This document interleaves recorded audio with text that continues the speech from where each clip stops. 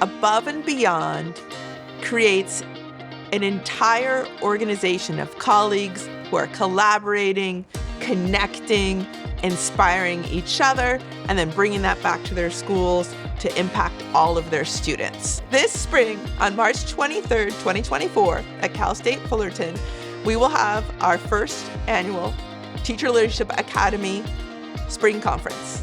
We are gonna come together with a group of experienced teachers, early career teachers, honorees, all of us together to share our own experiences and expertise in collaboration with all different kinds of workshops. So we're gonna have a math strand with different workshops that are gonna be especially useful to math teachers.